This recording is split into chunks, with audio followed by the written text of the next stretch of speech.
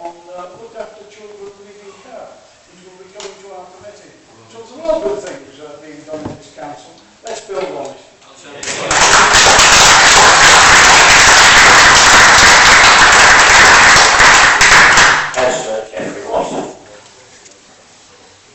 Thank you, Mr. Mayor. I have to say that I was the late appointment to the Democracy Working Party following the departure of former Councillor John Kelly. I have found it disappointing that the leadership has opted not to bring forward proposals for returning to a service committee system. This despite the clear majority view of members in the anonymous unwhipped survey taken just over a year ago. The Deputy Leader has said on several occasions that following the elections last May the result would now have changed, but there's only 8 seats have changed hands. Surely the majority would still favour a committee system. Councillor Hale voted against. The local Democracy Working Party was working towards a committee system before that election that brought the Labour Party back to power. But, Mr. Mayor, more importantly, what that majority was against was the continued retention of the leader and cabinet. Mr. Mayor, the second change before us is neighbourhood working by 4 constituency-based committees. Neighbourhoods they are not. As ward councillors, we all know that we represent many neighbourhoods within our own individual wards. As the inaugural chairman of the West Wirral Area Forum, followed by yourself, Mr. Mayor, and now by Councillor Green, where an attendance of 15 members of the public is considered low, I regard a 2 or 3 ward format to be an ideal size, and one to which our residents can relate. Mr. Mayor, the third element of these proposals is a revision of the agenda for these meetings of the full council. I would welcome the removal of issues over which the council has no control or influence from our previous debating time, but not the loss of the ability of members to raise their residents' concerns in this chamber. Finally, Mr. Mayor, the elephant in the room is not on our agenda this evening. I refer, of course, to the Labour Party proposal to remove the annual right of the people of Wirral to give their council a good kicking, where it hurts, in the polling booths, and all on the excuse of saving money. What price democracy, Mr. Mayor? Thank you, Mayor.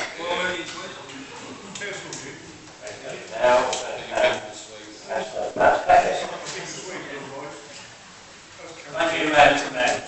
Mr. Mayor, at the start of this process, senior members from both other parties engaged, realising the importance of putting this council on a proper footing and leaving behind the mistakes of the past.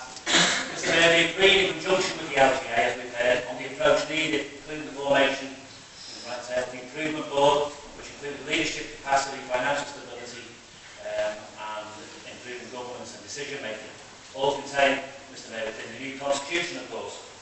Mr. Mayor, the very new world of cooperation with all parties putting the residents of Wirral first. And unfortunately, Mr. Mayor, the journey that the other parties started on for the right reasons, on ones they have now decided to nearly jump ship from for the wrong reasons. Mr. Mayor, that's not just us telling them that, but the all-party peer group, as we've heard, of experts who will be coming back here next week to check progress. And the LGA, of course, who have both responded positively to the changes undertaken to date and tell us that our sector-led improvements are an example, Mr. Mayor, but others do follow. I'm sure we'll hear more of those comments during their visit next week. Mr. Mayor, of course, all this falls on deaf ears of the party opposite, who seem intent on doing all they can to undo all the good work and progress to date, which, as the LGA say, is getting us away from behaving like an abnormal council and bringing us into the mainstream of the local government family. Yet the party opposite in their amendment states spurious reasons why they cannot support these changes, which more than anything are substantial and, please, let's be honest, are just designed to short-term grandstand and get a quick headline or two in the local press, as we saw last week with Globe. Mr. Mayor, let's look at one of their claims in point 3 of their amendment, where they basically tell us that the changes will remove, and we've heard tonight from them, the opportunity of councillors to raise matters of concern or have them debated. Mr. Mayor, nothing could be further from the truth. In full council itself, as we've heard, they will get the opportunity to question the leader, cabinet members, and policy reforms chairs after they have given their reports. And I know they don't like the way that's been framed, but you know, at the end of the day, it's doing something which, at the moment, we don't We'll also have the opportunity, in the case of the notice of motions, to ask to be taken to the relevant committee if it can't be debated here, where they can explain their point of view. These are both opportunities, Mr. Mayor, presently denied. So instead of Councillor Green and others throwing in red herrings, they need to look at the facts in these pages, in these documents here before us. Mr. Mayor, with the new policy and performance committees, a real opportunity is emerging for members to be more fully engaged by generally helping the executive in this policy formation. And the difference is recommending that decisions that have not yet been implemented are reconsidered. That is new. And of course it can, as of now, call on experts to question policies and decisions, all in a non-partisan and non-adversarial approach that is evidence-based, designed to help make the governance and decision-making process of this council become more focused, strategic and focused. At the local level, Mr. Mayor, with the new decision committees, which save us money by the way, we have additional opportunities to engage more fully and openly with our residents, so that the issues that affect them are tackled more robustly and linked directly into the council through the new neighbourhood plans. Just to finish, Mr. Mayor, surely this is what localism is all about, and it's a policy of the coalition government. We should be supporting these changes. It's early days yet. You know, I'm appealing to members of the party's office to get involved with the spirit of cooperation that is on offer. And it is on offer, and we're not taking it. You know, it's the blame game. And to help shape and mould the new structures, early days, with councils like you leading the way, that's what it's all about. Particularly in your communities, which we don't do at present with those area forums. I'm sorry, rather, we see from members opposite that they're more engaged in predictable short-term point scoring. Mr. Mayor, I sincerely hope tonight that we can get cooperation rather than confrontation to move this council forward. Thank you, Mr. Mayor.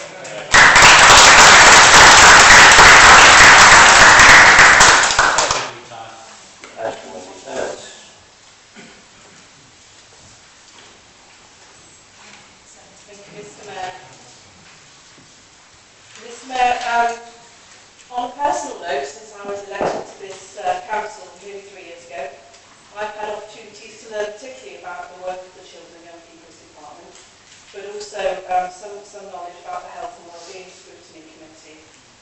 Mr. Mayor, both committees cover a large, complex, vital part of the council's work.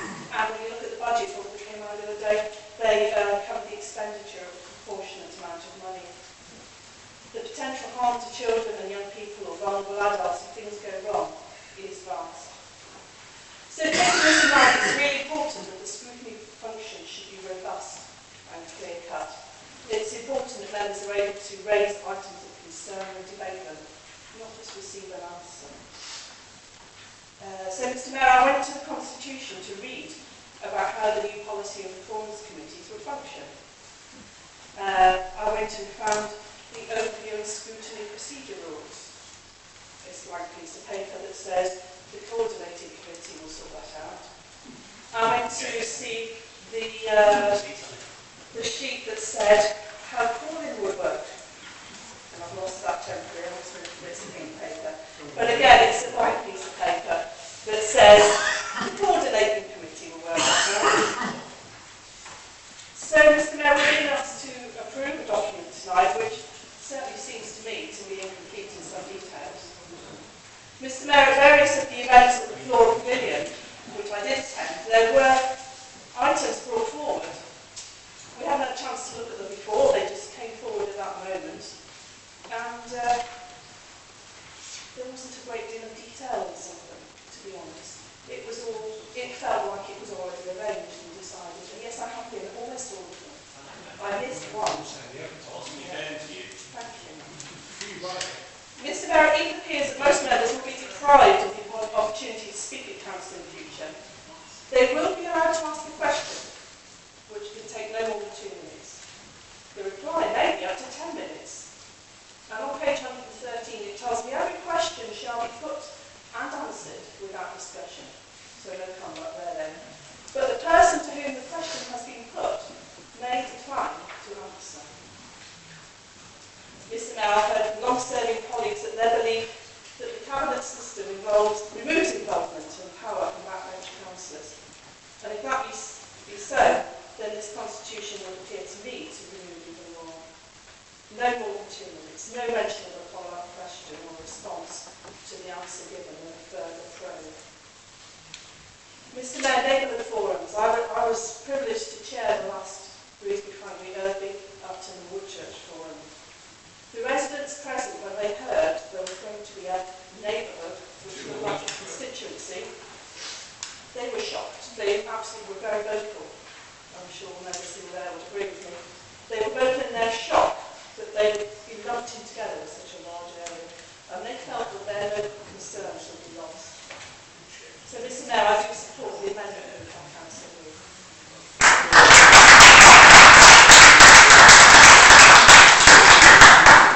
Councillor George Davis.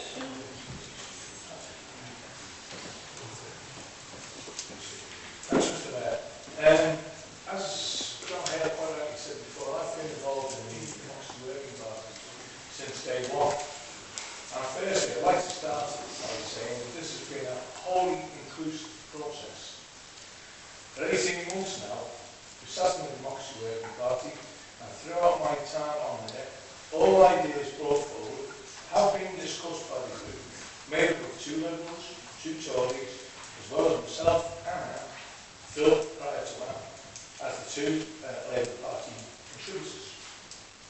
Whilst it is unfortunate that this group failed to come to agreement, it would be remiss of the opposition to suggest either that they were kept in the dark about the changes or excluded from the process. The Labour group on Wirral has offered opportunities for opposition parties to be involved in the process at every juncture. We're a different council from where we were 2 years ago. We've made a great leap forward in terms of reorganisation of the structure and the changes in management. These changes to the Constitution bring the democracy element in line with that. The 3 policy and performance committees that Phil has gone into great detail about are there to ensure that officers and the work that we as a cabinet do is accountable. This is not and was never about taking the council back to the old way of doing things, but taking Wirral into the 21st century in terms of governance and in line with the majority of other major unitary authorities in England.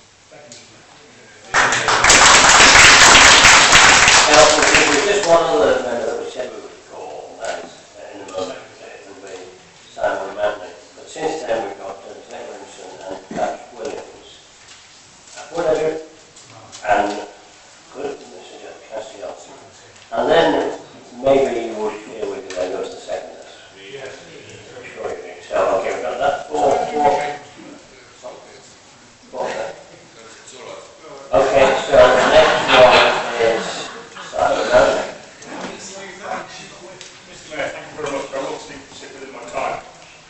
Mr. Mayor, Councillor Davis informed Cabinet that it was very important to enhance the Council's scrutiny function so that it could influence policy formation.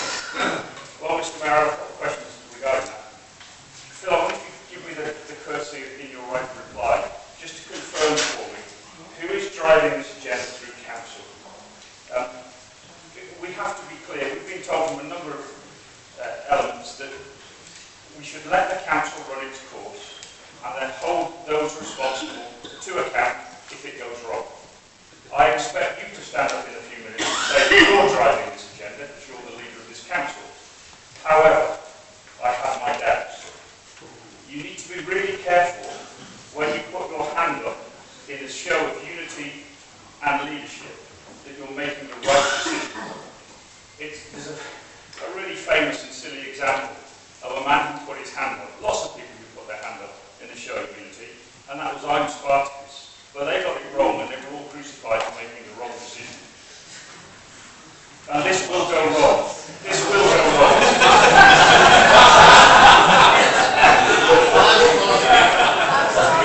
I'm afraid your history is very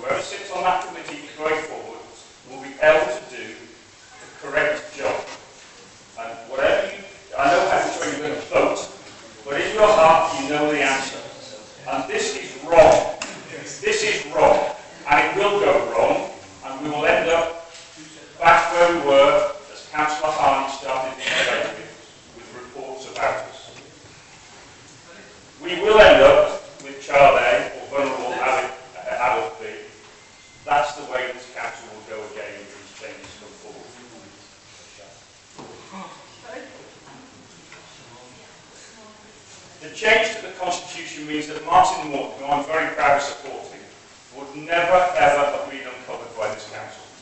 It would have been able to have been covered up endlessly by the administration. Because, as has just been pointed out, we can ask questions all we like, but you can refuse to answer. That is wrong. The people of the Wirral will not accept that. You, a politician, refusing to answer, not giving an answer, is wrong. That's why you're here. To answer the questions that we put to you on behalf of our constituents. That's why we're here. The people of Moore asked me to come here to do two things. The people of Moore asked me to come here to do two things. Firstly, to help them when they needed help, which I do. And secondly, two things. To make sure this council's run properly, to hold officers to account,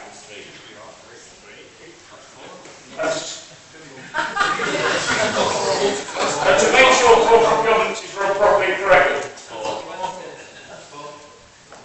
You're taking away my right to do that job.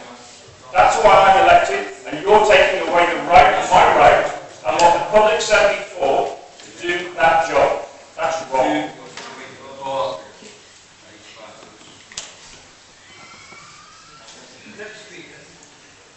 How do you scrutiny properly, Phil? You take time and you understand your subject. We are not going to be able to take time and understand our subject, having our meetings halved and our workload doubled. It just doesn't work. Mr. Mayor, this change is wrong. It's a retrograde step and it's being forced through for the wrong reason. I urge this council to consider this very, very carefully and vote with our amendment, Mr. Mayor.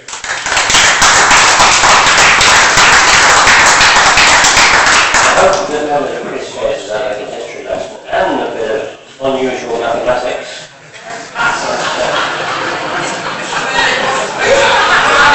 I'm still trying to work it out myself, actually. Back to school. Right, now, sorry, I'm losing myself now. Central Winston is the next figure, and then that's Williams, and then Malchus, and then we'll see where we go from there. Yes. Thank you, Mr. Mayor. Well, I am Spartacus. Seriously though, I've heard a few puerile references tonight about tyrants and dictators. I spoke to a resident of Liscard who informed me that she thought David Cameron was a dictator. So I guess it's all relative really, isn't it? Whilst it's heartening to hear members' concerns about the level of scrutiny and how that may affect our ability to protect the most vulnerable, I'd like to ask them whether or not they asked their local Tory MP, Esther McVeigh, whether or not she applied the same level of scrutiny to the welfare reform bill which was pushed through the House of Commons, with little regard to those vulnerable adults and children who will be affected by a vicious cut in their benefits, who will be pushed into poverty, who will be forced to move from their family homes and communities because of the bedroom tax. When we discuss scrutiny and its importance, I suggest that they apply that on a wider level. Councillor Blakey mentions the bin tax and asks what's next. Well, I'll tell you what's next. Something far more pernicious, the bedroom tax. It's here, we've got residents who are suffering, and we've got housing associations who are threatening with bankruptcy. That's what's next. So when we talk about scrutiny, let's cast our net a bit wider and look at those people who really are affected by this vicious government.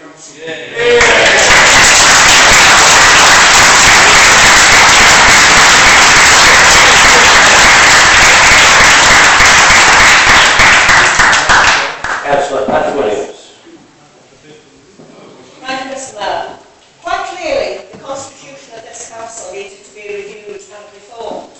However, to bring about such major changes without giving members the opportunity to truly scrutinise the content in detail is irresponsible, undemocratic and potentially dangerous. The cabinet system was imposed on local authorities by a Labour government and, in my opinion,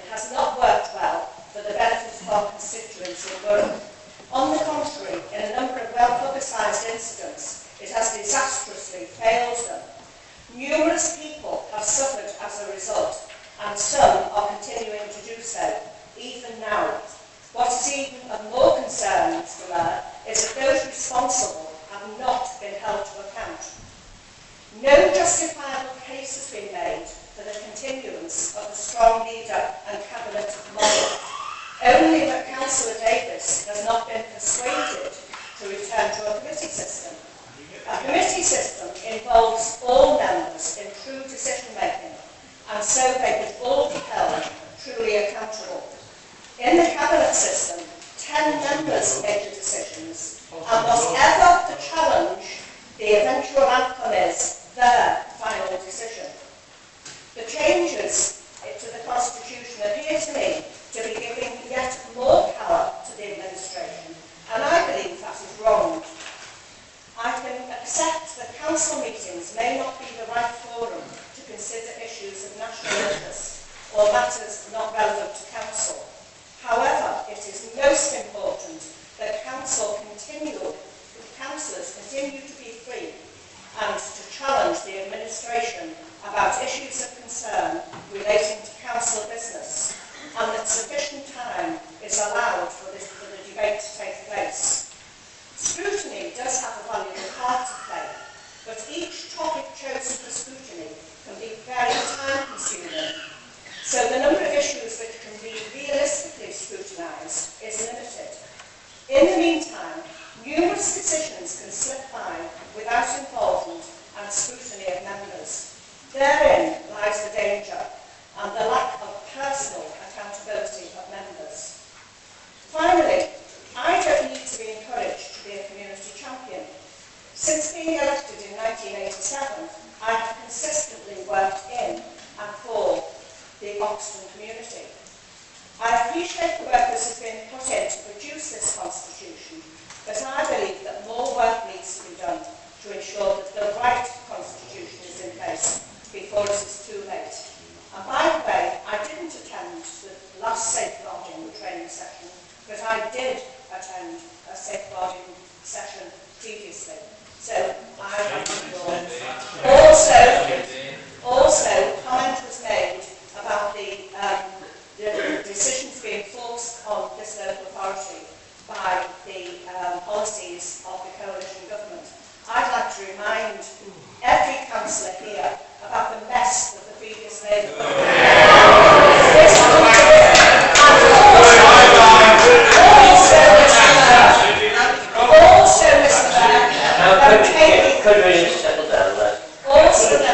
Also, Mr. Mayor, I remind members that they took us into the disastrous Iraq war, which will cost this country dearly for many years to come.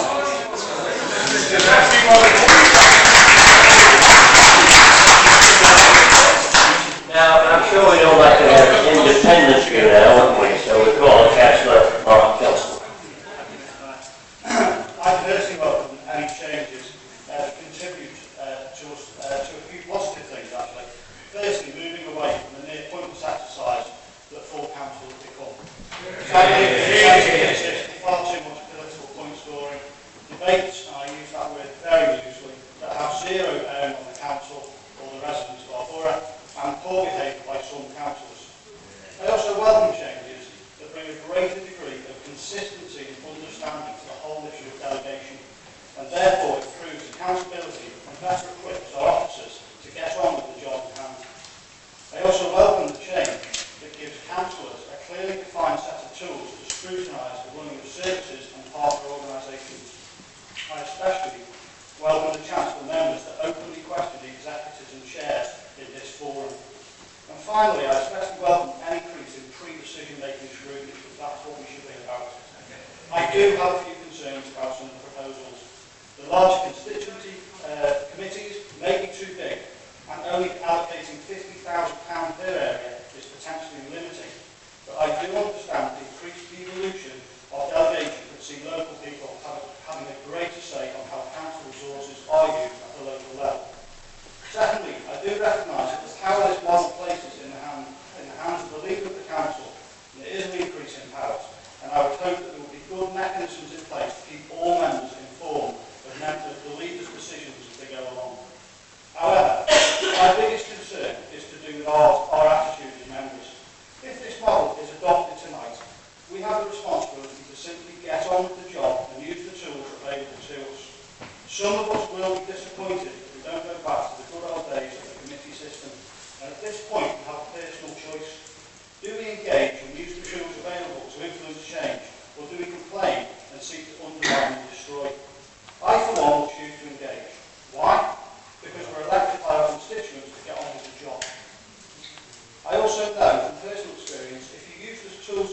wisely, you can affect change, can bring forward ideas, and can challenge the executive, even as a lowly backbencher. Scrutiny is absolutely not limited to a handful of committee meetings in the year. Political maturity, strong leadership, and using the assets, ideas, and skills of all three parties, and even the odd independent, is going to be needed to steer us through some difficult times of austerity and change. With some reservations, I will be supporting the recommendation of the report and hope that together we can fine-tune and continually improve our model of governance in the years to come.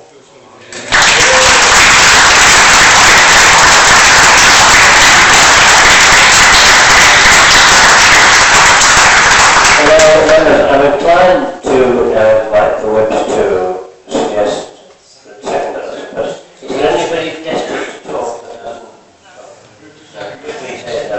Right, we're going to go to the seconders. I think the idea of giving you the last word, and so we'll take the two seconders first. Is that about right? Okay. So, Councillor Reddy. Thank you, Mr. Mayor. Mr. Mayor, can I just start off by saying that I read with some amazement, really, the exclusive article which Councillor Phil Davis, the leader of the council, gave to the Wirral Globe online. Because I simply couldn't believe that he was seriously thinking that this constitution that we've got before us tonight is actually going to return normality to Wirral. The article, Phil, I have to say, is full of spin, and you talk about more transparency and devolving power from the centre.